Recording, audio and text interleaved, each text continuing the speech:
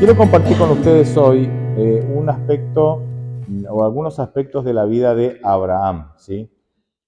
A partir de Abraham, Dios va a instaurar una manera especial.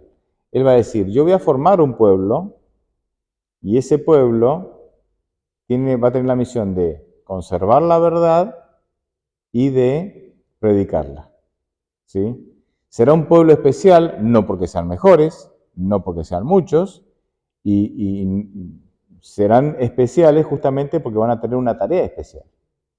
Porque Dios ama a todo el mundo por igual, pero este pueblo va a tener una tarea especial.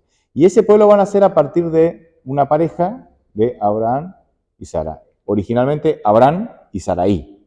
Y después Dios, como ustedes saben, les cambia los nombres. Entonces, la historia de Abraham comienza en Génesis 12 hasta Génesis 22, hay algo más, pero digamos, básicamente está ahí. Y a partir de Abraham se forma lo que después sería el pueblo de Israel. Es interesante que no es el pueblo de Abraham, es el pueblo de Israel. Israel fue el segundo nombre, o el nombre que Dios le puso a quién? A Jacob, ¿no?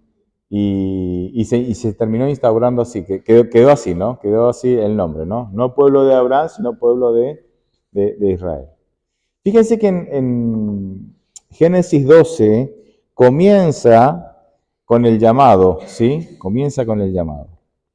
Yo solamente voy a leer hasta el versículo 3. Dice, Génesis 12, del versículo 1 al versículo 3. El versículo 4 tiene un dato interesante, pero vamos a leer los tres primeros. Dice, el Señor había dicho a Abraham, vete de tu tierra, de tu parentela, de la casa de tu padre, a la tierra que te mostraré, y haré de ti una gran nación. Te bendeciré, engrandeceré tu nombre y serás bendición. Bendeciré a los que te bendigan y a los que te maldigan maldeciré, y por medio de ti serán benditas todas las familias de la tierra. Y el versículo 4 nos va a decir que Abraham fue este llamado lo recibió a los 75 años de edad. Sabemos que en Génesis 22 Abraham ya estaba en sus últimos días y tenía 120 años. Así que 75 años era haber pasado un poquito la mediana edad. Ahora, hay tres puntos que yo quiero destacar brevemente en el llamado. Abraham vivía en la ciudad de Ur de los Caldeos, ¿sí?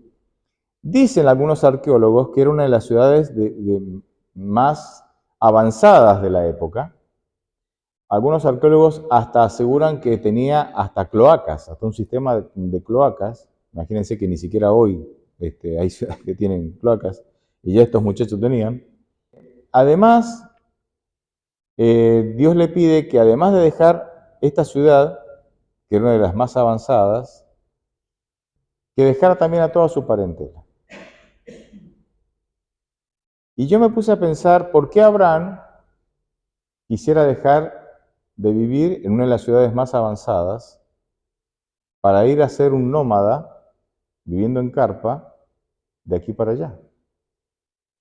Segundo punto, ¿por qué dejaría su parentela y la casa de su padre? Recuerden que en aquellos tiempos que no había una justicia, un sistema judicial como ahora, nacional ni internacional, como hay ahora. Allí la justicia se administraba o tu protección estaba si vos vivías con tu clan familiar. Es decir, yo no podía, yo tenía que medir muy bien si quería hacerte algo a vos, porque si yo te hacía algo a vos, en realidad iba a tener problemas no con vos, iba a tener problemas con todo tu clan familiar. Y si más grande era el clan, mayor el problema que yo iba a tener. Entonces, la protección social y hasta económica venía por vivir en el clan familiar. Por eso las personas no se iban de su clan familiar, no acostumbraban a irse de su clan familiar, sino que al contrario, ¿no? Cuando uno salía del clan familiar y quedaba solo, vos podías ser víctima de cualquier tipo de atropello de injusticia. ¿Y quién te iba a defender? Si vos habías salido de ese círculo de protección que era tu clan familiar. Ahora, vuelvo a la pregunta, ¿por qué Abraham habría querido dejar de vivir en tal vez una de las mejores ciudades, y habría querido dejar o perder la protección social, económica y familiar que le ofrecía su clan familiar? ¿Por qué? Porque hay un tercer aspecto del llamado. Dios le dice, deja la ciudad, deja tu familia, porque yo haré de ti una gran nación. Y tu descendencia, otros pasajes dicen, ¿no? Serán como Génesis 15, como las estrellas del cielo, como la arena del mar. Y Abraham tenía 75 años, lo dice el versículo 4, y todavía no tenía hijos. ¿Qué quería decir? ¿Que ellos podían o no podían tener hijos? No podían tener hijos. Así que es como que salir de la ciudad, del clan familiar, ¿a dónde? Ahí a la nada, pero vas a tener hijos. Este se pone interesante. ¿Por qué destaco esto? Porque cuando Dios nos llama a cumplir con el propósito que Él tiene para nosotros, no siempre nos llama, o algunos aspectos de ese propósito, puede que no sean agradables. Y si no, pregúntenle a Jeremías, que era tan desagradable, o sea, que era más que desagradable, tan difícil, que escribió el libro que se llamaba ¿cómo? Las lamentaciones, ¿verdad? Pregúntenle a Ezequiel. O sea, cumplir el propósito de Dios puede conllevar aspectos que son difíciles y no por eso nosotros tenemos que dejar de cumplirlos. O sea, no por eso tenemos que dejar de avanzar en el cumplimiento del propósito. Por eso Dios, cuando le dice a Josué, capítulo 1, el versículo tan conocido, ¿no? El 9, ¿no?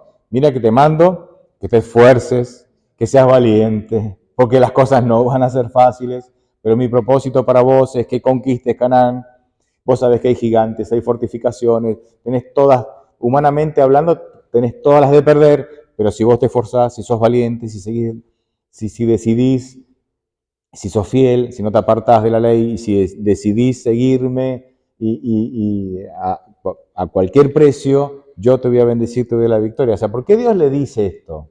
Porque no iba a ser fácil y hasta iba a pasar por cosas desagradables. Y esto creo que acá hay una primera gran reflexión. Cuando Dios nos llama a cumplir con un propósito, cuando Dios tiene un plan para nuestra vida, y el plan no tiene edad. La Biblia, si hay algo que nos enseña la Biblia, que el plan de Dios no tiene edad.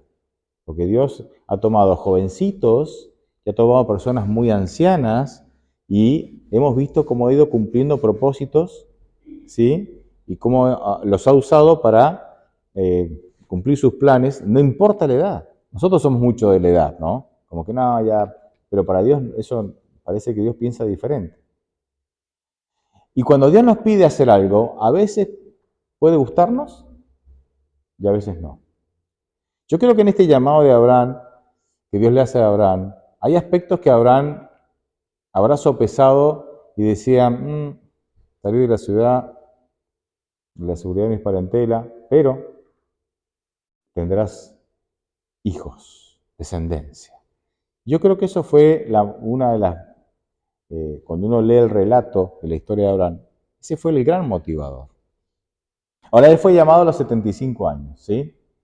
¿Cuánto tiempo tardó Dios en cumplir la promesa? Como 25, porque Isaac, el hijo que Dios le había prometido, vino a nacer cuando Abraham tenía 100, ¿verdad? 100 años. Ahora, si yo fuera Dios, no lo soy obviamente, menos mal que es así, y lo llamo a Abraham a los 75, y le digo, mira Abraham, mi plan para vos es que yo haga de vos una gran nación, que sea la nación que conserve la verdad y la predique para evangelizar al mundo sobre el conocimiento del verdadero Dios. ¿Qué hubiera hecho yo? Bueno, de los 75 a los 100, un hijo por año, 25 hijos, ¿no? Esos 25 al mismo tiempo se casan, tienen familia, o sea, ¿entienden, no? La matemática me dice que yo tendría que haber hecho eso. Ahora Dios le dice a Abraham, voy a hacer esto, voy a darte descendencia y tu descendencia conquistará el mundo o evangelizará el mundo con el conocimiento de la verdad. Y Dios se toma el tiempo, se toma 25 años para darle, y encima el único, porque no tendría otro. Hubo dos momentos de falta de fe en todos estos 25 años. El primer momento de falta de fe lo vemos en Génesis 15, cuando Abraham se presenta ante Dios, y él parece que Abraham está con una crisis ahí, y le dice, a ver Dios, a ver, me prometiste y no pasa nada. Así es que la única solución que yo veo es darle, o sea, es que mi descendencia sea mi siervo, mi sirviente, Eliezer el Damaseno. Y le dice, no, que no te falte la fe. Yo te lo he prometido, te lo voy a dar. Mira el cielo. ¿Podés contar las estrellas? No. Así será tu descendencia. El segundo episodio de falta de fe en la promesa de Dios fue dirigido de alguna manera por Sara, ¿no? Sara parece que llega un momento de la menopausia y dice, mira, ahora, yo tenía fe hasta ahora, porque todavía había posibilidad, pero ya está, me llegó la hora. De mi vientre no va a poder salir nunca nada. Terminé con el ciclo de la vida en donde yo podía ser fértil. Así que Abraham, agarra a mi sierva, ¿no? Tenía un hijo con ella. Legalmente, si vos tenés un hijo con mi sierva, es como si el hijo fuera mío. Así es que, dale para adelante. Y este fue más grave que el anterior. De ahí nace Ismael. Y aunque Dios bendijo a Ismael, porque prometió bendecirlo y lo hizo, ¿sí? No era el hijo, no era el plan de Dios. No era el plan de Dios. Entonces yo veo acá dos conceptos que se contraponen.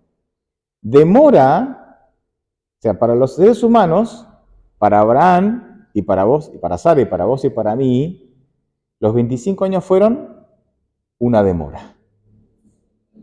¿Para Abraham y Sara era una demora, sí o no? Todo el tiempo estaban, ¿y cuándo? ¿Y cuándo? ¿Y cuándo? Era una demora. Porque los seres humanos convivimos todos los días con la demora. ¿O no? La demora es una parte tediosa, indeseable de este mundo. Pero es parte. Los otros días fui, hace poco, la semana pasada, tenía que ir a hacer un trámite al centro, ¿no? Al centro. Digo, me voy en auto. 16 minutos en auto, 1 hora dando vueltas para estacionar, no encontré estacionamiento, me volví a casa, otros 16 minutos, tomé la bicicleta, que era lo que tendría que haber hecho, media hora en bicicleta, 8 minutos de trámite, el trámite fue lo más corto, volviendo a las pocas cuadras que salí, se me rompí la rueda trasera de la bicicleta, 1 hora y 20 caminando hasta casa. Con la bicicleta y un bolso de compras que había hecho. Perdí 4 horas de mi preciosa vida en una cantidad de demoras, ¿me entienden? Que yo no busqué ninguna. Porque en este mundo la demora es parte de nuestra vida. No es deseable, pero es parte de nuestra vida. Vas a hacer un trámite y a veces los empleados, ¿me entienden? No te la hacen fácil. O sea, es parte de nuestra vida. Entonces, cuando las cosas no se cumplen en el tiempo que nosotros estimamos que deberían cumplirse, nosotros entonces denominamos a eso demora. Y desde la perspectiva humana, eso tiene sentido. Y es hasta real. Por lo menos en algunos casos. Pero ahora, ¿existe la demora para Dios? ¿Será que Dios manda un ángel que conteste una oración que yo hice y el ángel es un negligente que se para por ahí o que se va de paseo o que se acostó a dormir la siesta o que es un flojo y no me trajo la contestación a tiempo? No. ¿Será que Dios, que creó el mundo con su palabra, háganse los árboles, generación espontánea, ¿no? Háganse los animales, sepárense el mar de las aguas, ¿no? El mar de la tierra, ¿no? que él menciona solamente y las cosas suceden. ¿Será que él vive el concepto de la demora? Yo creo que no. Porque lo que para mí es demora, para Dios es propósito. Había un propósito en esos 25 años de espera. El propósito es que Dios siempre planificó, aún desde antes del pecado, que nuestra relación con Él fuera por fe. Fuera por fe, mediante la fe. Fíjense que esto, incluso antes del pecado, porque cuando Dios crea a Adán, esto lo he dicho ya en algunas ocasiones, cuando Dios crea a Adán, el viernes, onda mediodía, porque a la mañana, ¿a quién creó? A los animales, ¿verdad? Animales terrestres. Cuando Dios crea a Adán, ya estaba todo creado. Entonces Dios le dice, mucho gusto Adán, yo soy Dios, yo te he creado a vos y he creado todo esto que ven acá. Y cuando Dios crea a Eva, Adán está como dormido, así que Eva, digamos, viene a la vida, ¿sí? Es creada por Dios, y Dios le dice, Adán y Eva, yo soy el creador, yo soy el único Dios, yo he creado todo, y este Edén maravilloso lo he creado para que ustedes vivan ahí porque los amo. No hay otra razón. Ahora, Adán y Eva, que no habían visto nada, tenían que creer por medio de la fe que eso era cierto. Y finalmente el pecado de Eva tiene que ver con que Eva se encuentra con el discurso de Dios, yo he creado todo, ¿sí?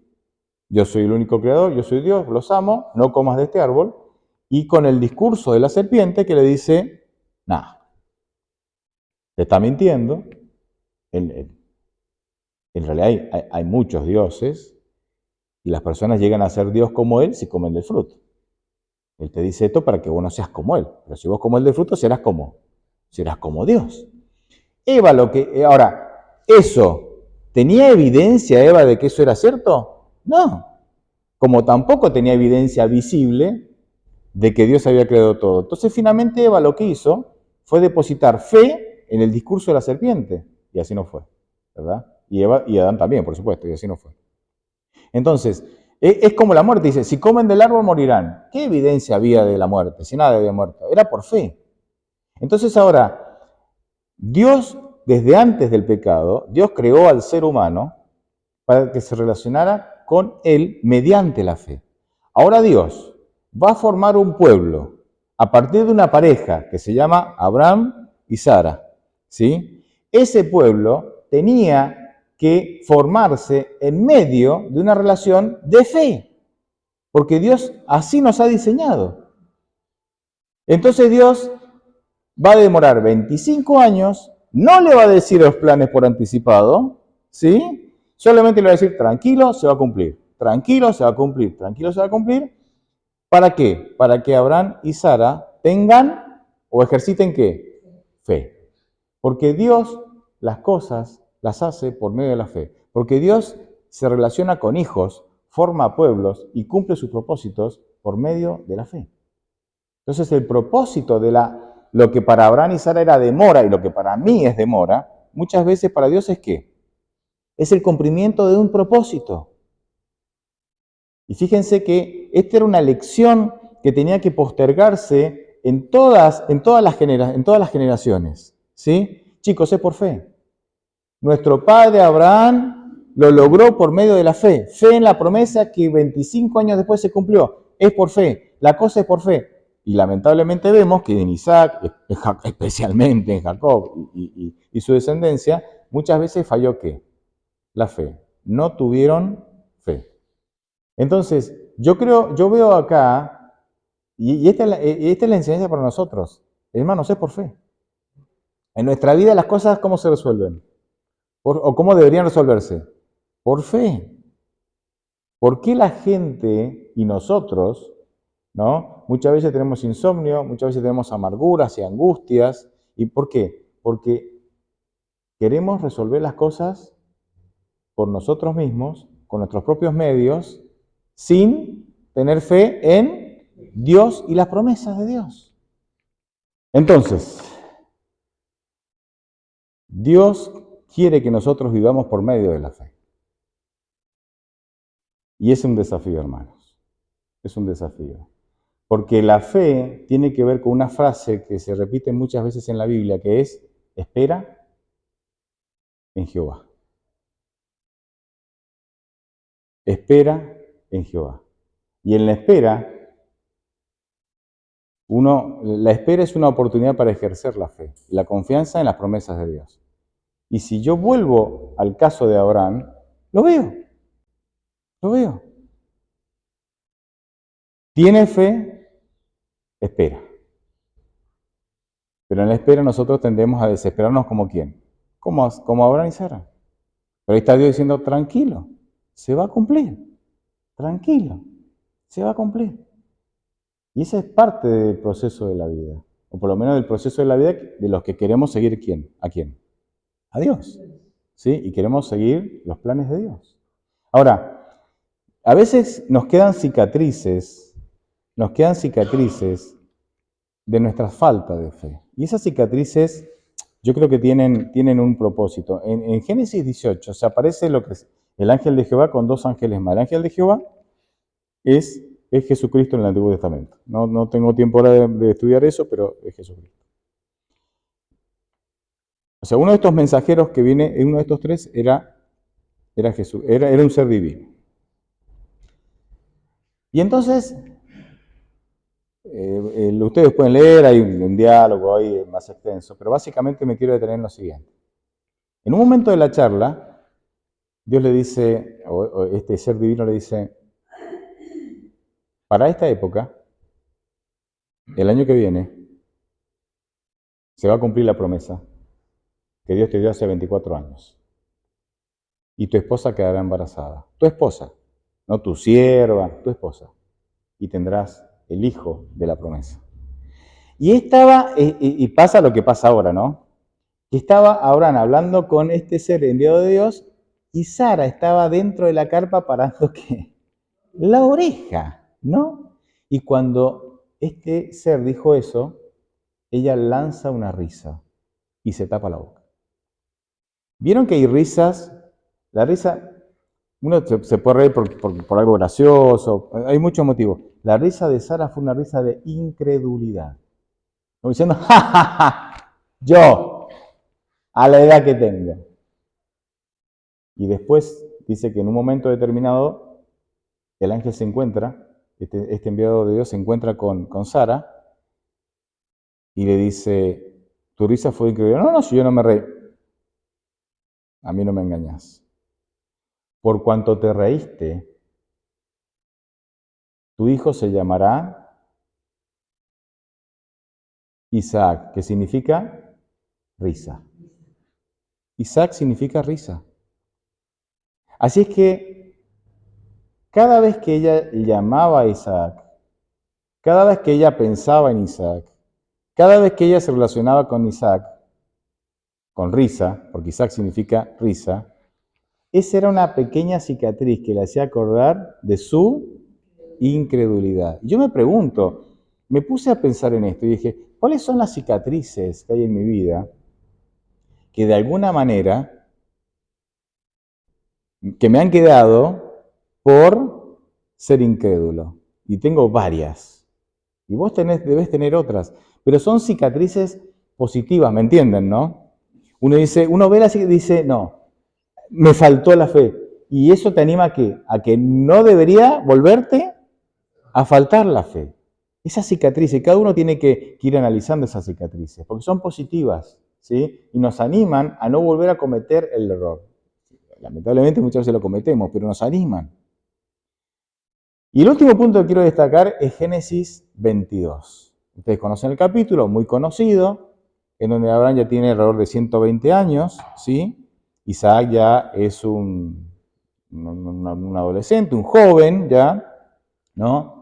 Y Dios se presenta y sin tener que repetir la orden, le dice, ve y sacrifica a tu único hijo. No era el único, porque él había tenido a Ismael, pero para Dios era el único hijo porque era el hijo prometido por él, ¿verdad? El hijo del milagro. No el hijo que había venido por artilugios humanos, sino el hijo del milagro, a tu único hijo. Es interesante que, y acá, bueno, un poco lo que vos mencionabas, Santiago, ¿no? La capacidad que yo admiro también de Abraham, y creo que todos tenemos que llegar ahí, ¿no? Esa capacidad de lograr discernir la voz de Dios, porque yo soy una persona que si tiene argumentos para discutir o para, digamos, intercambiar, los voy a intercambiar. Y yo creo que Abraham tenía muchísimos argumentos para intercambiar con Dios y negarse a hacer eso. Muchísimos. Sin embargo, él entendió que era la voz de Dios y avanzó. Y avanzó. Y no le dijo nada a Sara, porque estoy seguro que Sara, como buena madre, hubiera impedido. Imagínate que le digan, querida, voy a sacrificar al nene y vuelvo. ¿Qué hubiera hecho esa mujer? ¿Que vas aquí? De ninguna manera. Es más, él sale de madrugada, ¿no? Con los ciervos y la leña y hasta el fuego se llevaba, ¿verdad? En un recipiente, es decir, en una vasija. Y camina hasta el monte Moria y a los ciervos los dejan al pie del monte. Dice, solo yo y mi hijo vamos a subir. Porque sabía que hasta sus siervos, sus sirvientes se iban a ¿qué? A oponer, era una locura. No, dice, ustedes quédense acá, yo voy a subir con mi hijo, ¿no?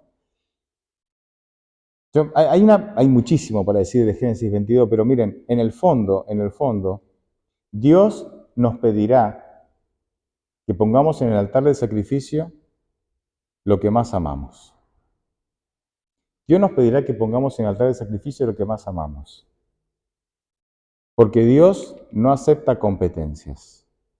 El primer mandamiento dice, no tendrás dioses ajenos delante de mí. Nada puede competir conmigo. Cuando Dios en la Biblia dice que Dios es celoso, no es el celo enfermizo que nosotros vemos en nuestra sociedad muchas veces, ¿no? De hombres o mujeres así posesivos, violentos, ¿no? Que no dejan que la otra persona se relacione con nadie, que tienen esos celos así explosivos, no.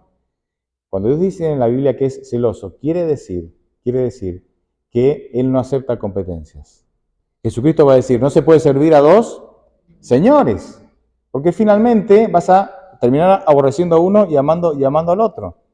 Fíjense, joven rico, Mateo 19, viene y le dice, Señor, ¿qué debo hacer para ser salvo, para tener la vida eterna? Y Jesucristo le dice algo increíble, le dice, una cosa te falta. El chico era genial. ¿Saben las cosas que me faltan a mí? A mí me faltan 300 cosas. Pero al chico le faltaba una. Y entonces Jesucristo le dice, pon tus riquezas en el altar del sacrificio. Deshazte de ellas, porque amas más las riquezas que a mí. Ponlas en el altar del sacrificio, véndelas, repártelas a los pobres y sígueme. Y serás perfecto. Sinónimo, serás salvo. Ahora, ¿quiso el joven rico poner en el altar del sacrificio lo que más amaba? No. ¿Y cómo se fue? Triste. Y la tristeza, o sea, él vino con deseos de ser salvado y se fue triste porque se fue tan perdido como llegó. Entonces Dios, en algún momento de la vida, nos pedirá que pongamos en el altar de sacrificio lo que más amamos, porque nosotros no podemos amar más a otra cosa o a alguien que a Dios. Y lo dice Jesús también en Lucas 14, cuando dice, si no me amas más que tus posesiones, no eres digno de ser mi discípulo. Si no me amas más que a tu madre, que a tu padre, que a tus hijos, que a tus hermanos, no eres digno de ser mi discípulo. Si no me amas más que tu propia vida, no eres digno de ser mi discípulo. ¿Qué está diciendo Dios? Me tenés que amar por sobre todas las cosas. A Jesucristo también en Mateo 22:37 le preguntan, ¿cuál es el gran mandamiento? Y Jesucristo contesta, amarás al Dios con toda tu mente, con toda tu fuerza, con toda tu alma, con todo tu ser. Ahí está. Entonces, Dios en algún momento te va a pedir que pongas en el altar de sacrificio lo que más amas. Y la salvación de Abraham estaba en juego, porque claramente él tenía un amor muy profundo por su hijo, y no está mal, pero ese amor no podía competir con el amor de quién, con el amor que él tenía que sentir hacia quién, hacia Dios. Y miren, Dios sabía lo que iba a pasar. Ahora, pero Dios le pide a Abraham esto, porque ahora Abraham es el que tiene que saber. Abraham tiene que tener claro en su vida qué lugar tiene que ocupar Dios y qué lugar tiene que ocupar su hijo. Entonces Dios, en beneficio de Abraham, para que a Abraham le quede claro cómo son las cosas y para que a Abraham le quede claro qué lugar tiene que ocupar cada uno, porque parece que a Abraham se le mezclaban las cosas, se le mezclaban los valores, entonces le dice, ofréceme a tu hijo en sacrificio, a tu único hijo.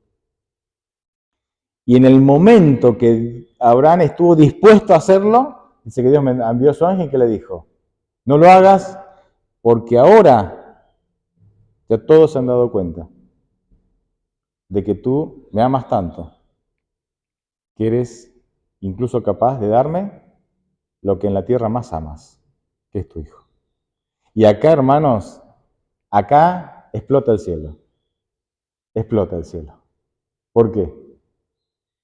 ¿Qué creen que hacía Satanás, que según Apocalipsis 12 es el acusador de todos los hermanos, de todos los hijos de Dios? ¿Qué creen que hacía Satanás? Acusando a Abraham todo el tiempo. Acusándolo. Como acusó a quién también. A Job, ¿no? Acusando. Metiendo dudas. Esto lo sirven por el beneficio. Lo sirven porque tienen, ¿verdad? Cosechan promesas de cuidado, porque si no... Y es como que Dios demostró al universo, especialmente a Satanás, pero también a todo el universo, que los seres humanos, caídos como somos, torcidos, pecaminosos, ponerle todos los adjetivos que quieras ponerle ahí, ¿pueden amar a Dios por sobre todas las cosas, sí o no? Claro que sí. Y nos dejó varios ejemplos en la Biblia de personas que, así, torcidos como somos, hermanos, podemos llegar a amar a Dios por sobre todas las cosas y a dejarlo todo por Dios. ¿Amén? ¿Hay esperanza para nosotros? Por supuesto, porque nosotros también podemos tener esa experiencia. Y ahí es donde Dios entonces nos llama y dice, ten esa experiencia, ámame por sobre todas las cosas. No pierdas la confianza y la fe en mis promesas. Te he creado para amarte, te he prometido cuidar, que no te falte la fe, te voy a cuidar y te voy a amar, porque soy amor. ¿No? 1 Juan 4:8 que dice que Dios es, yo soy amor, dice Dios. Que no te falte la fe, que no te falte la confianza. Te amo y te voy a cuidar siempre. Y está bueno, no es ideal, pero está bueno que encontremos a seres humanos que hayan fallado en la Biblia. ¿Por qué está bueno? Porque cuando yo fallo, ¿qué digo? Acá también fallaron. Y Dios no los descartó porque fallaron. Acá también fallaron. La Biblia lo muestra. Y Dios no los descartó. Dios los siguió apoyando. Sí, posiblemente cosecharon las consecuencias de sus malas decisiones o de su falta de fe. Pero Dios jamás los abandonó. Y eso también es un bálsamo. Eso también es una buena noticia para mi vida. Hermanos, vivamos la aventura de vivir por fe. ¿Es fácil? No. ¿Es desafiante? Sí. ¿Es posible? Claro que sí. Porque lo mejor que nos puede pasar es tener fe en las promesas de que Dios nos va a cuidar, nos va a salvar, y es experimentar ese cuidado y esas promesas. Problemas siempre habrán. En Juan 16:33, Jesucristo no dice, chicos, posiblemente tengan aflicción en este mundo. No dice, chicos, tal vez tengan aflicciones. ¿Qué dice? En el mundo tendrán. Es un hecho. Pero dice, pero confíen. Es decir, pero tengan fe.